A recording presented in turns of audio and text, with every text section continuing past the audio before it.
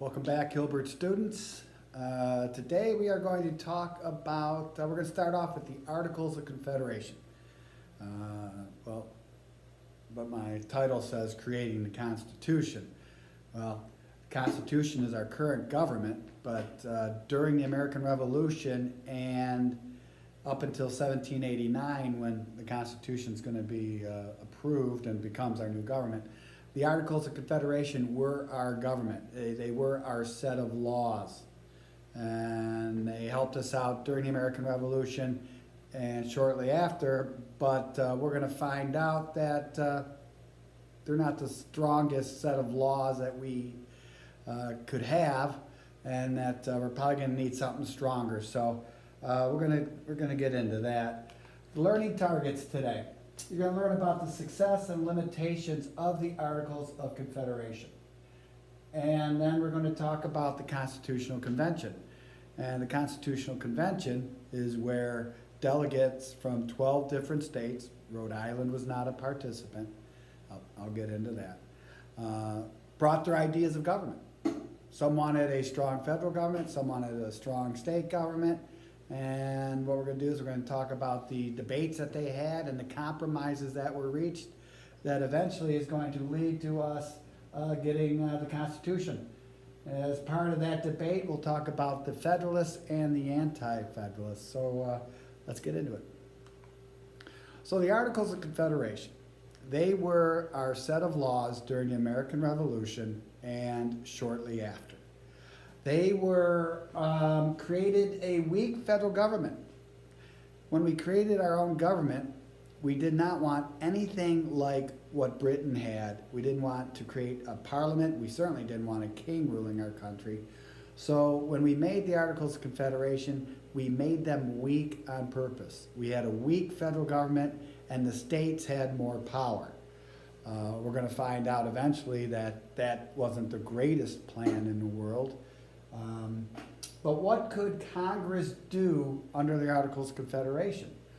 They could declare war, they could print money, they could raise an army and a navy, and they could set up a postal system.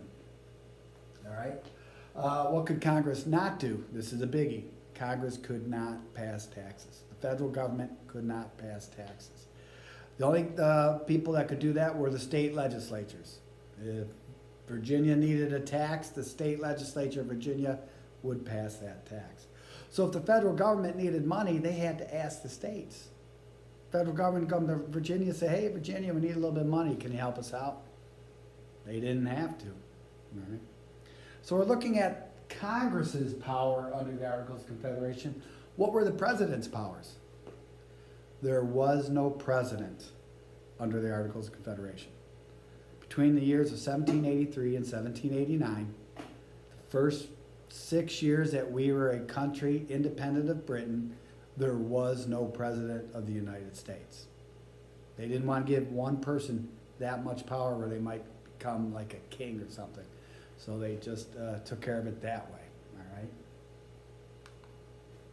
So there are some successes from the Articles of Confederation. They negotiated the Treaty of Paris with Britain. That's a success. And then this one right here, the Land Ordinance of 1785. Well, after the American Revolution, settlers are just flying over the Appalachian Mountains. A whole bunch of settlers are settling west. The problem was, they would just, if they liked a piece of land, they would claim it. What were the borders? All right? How much did they pay for it? So what the Land Ordinance of 1785 did was it packaged up the land. Surveyors came out, they set a 6 by 6 mile square called a township. And if anyone should know what a township is, it is a school that is located in Redford Township, Michigan.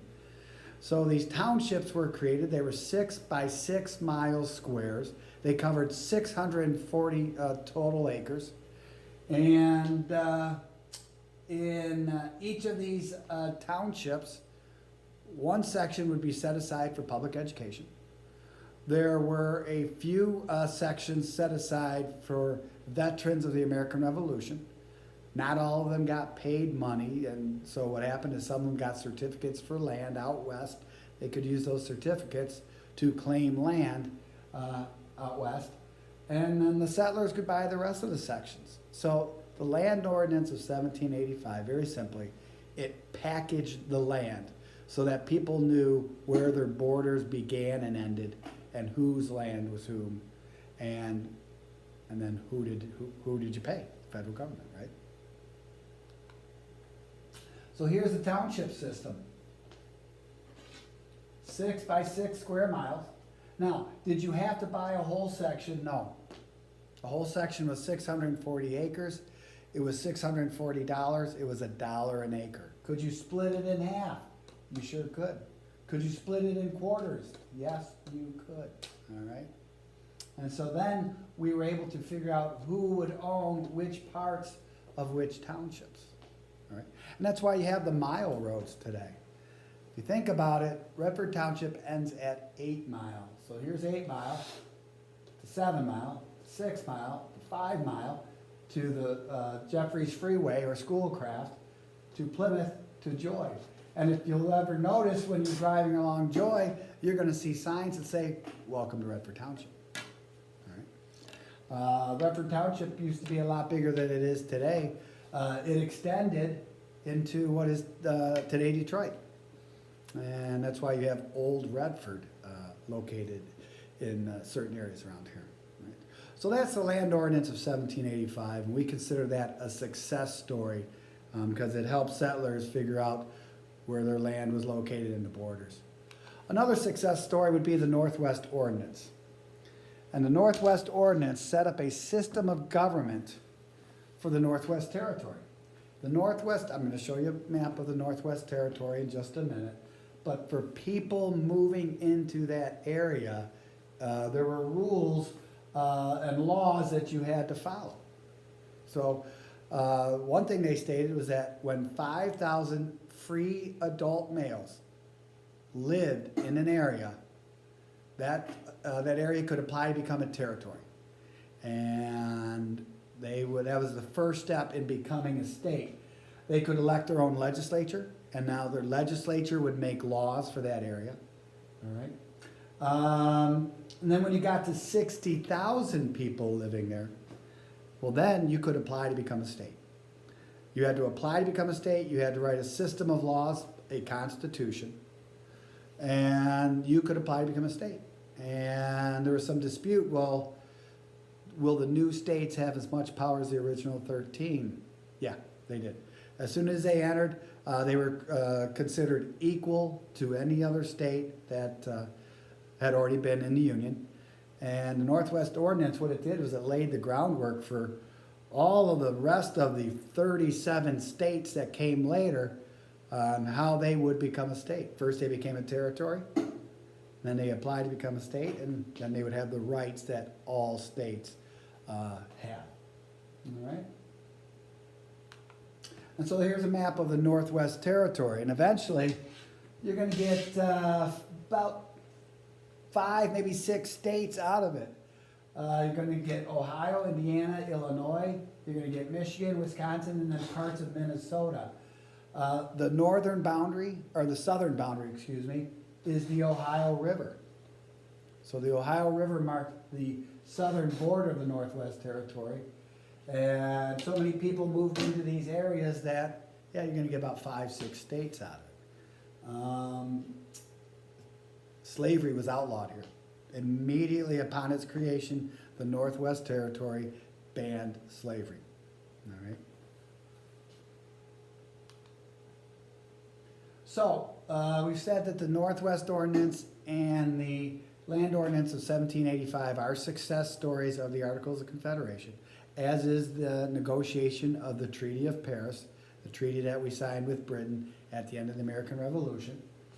Under the Northwest Ordinance, we set up a system for new states to join the U.S., and it outlawed slavery, as I mentioned earlier. So the Articles of Confederation had some good points, but we're going to talk about some things that made people think, hey, maybe we need something better. Maybe we need something stronger. So money problems. In the United States, after a war, everyone's broke. Federal government's broke. States are broke. Citizens are broke. And normally, how does a government raise money? Passes taxes, right? Well, the last thing we need are more taxes because people are broke as it is. So remember, Congress had the ability to print paper money, but it's worthless. There was not enough gold or silver to make coins to help that out. And then to make things worse, states started printing their own money. So if New York is printing its own money and you're from New York and you go to Virginia and you want to buy something, will they take your New York money? Is your New York money equal to Virginia money? It created a whole bunch of problems. And if the new country was going to make any money, we needed to be successful in trade, and having some kind of money would definitely help that out. So a whole lot of confusion is being caused. And then this incident comes along, Shays' Rebellion. Daniel Shays is a veteran of the American Revolutionary War. He fought for the Americans. He fought that war because Britain had been taxing us unfairly. So now let's take a look at Shays' Rebellion. It occurs in Massachusetts. And what's happening is, as I mentioned, states are broke, citizens are broke, everyone's broke. Massachusetts is broke and it needs money. It passes a tax. People can't buy it or pay it. But here's the deal. What happened was, if a family was unable to pay their debts, the Massachusetts government would take their property and sell it at auction. After selling everything, if the family paid up their debts, then they're paid up. If not, the head of the household could be put in a debtor prison. What a debtor prison is they let you out during the day to work, but at nighttime, you go to jail. And so Daniel Shays just fought the American Revolution against taxes. Now he's seeing that his state, Massachusetts, is doing something he deems unfair. So he and a group of other veterans, they raid the arsenal in Massachusetts, and they go to the courthouses, because it's at the courthouses where all these state auctions are being taken place. And they put an end to the auctions. They say, hey, do not sell this property. This tax is unfair. This taking the property is unfair. So Shay and the other fellow veterans, they go to the courthouses after raiding the arsenal. An arsenal is where you get weapons and ammunition. And they put an end to the auction. This rebellion is put to an end when Massachusetts has to send the state militia after Shays and his followers. That's Shays' Rebellion. And the reason I tell you about Shays' Rebellion is because it just shows what a mess things were getting under the Articles of Confederation. This is the one incident that people are going to point to and say, Shays' Rebellion. That showed that we needed a stronger government. And that's what got people talking about creating a stronger government. So after Shays' Rebellion, there's a call for a convention. And each state is asked to send a delegate to Philadelphia in May of 1787 for the express purpose of revising the Articles of Confederation, of tweaking the Articles of Confederation, of changing the Articles of Confederation. It's only when these delegates get together behind locked doors and they start talking to each other that they realize that revising the Articles isn't going to be enough. They're going to have to create a brand new government. It's a radical idea. And so James Madison had studied history, and he found that in almost all cases where nations were made up of many groups, they needed a strong federal government. And here is this brand new country, the United States, 13 different states. So maybe they did need a strong government, but it's going to take a little meeting, a convention, a constitutional convention with delegates from each state behind locked doors, free to express their opinions, in which they're going to get rid of the Articles of Confederation and come up with the Constitution of the United States, which is still our government over 200 years later. We will talk about the Constitutional Convention in our next video. Thank you.